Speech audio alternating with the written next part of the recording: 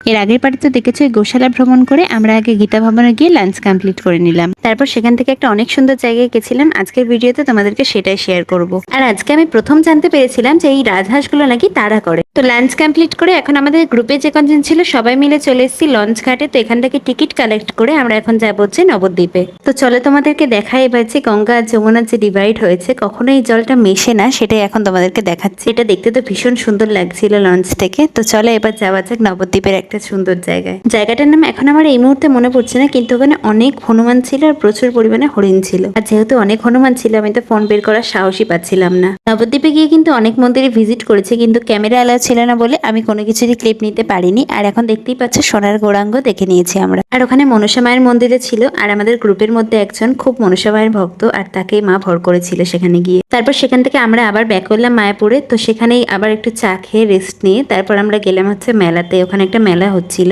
তারপর আমরা ওই মেলা ভিজিট করলাম আর সেখান থেকে কিছু জিনিসপত্র কেনাকাটি করলাম। মেলার মধ্যে দেখলাম অনেক ছোট ছোট বড় বড় কৃষ্ণর মূর্তি ছিল, তো বেশ ভালো লাগছিল দেখতে।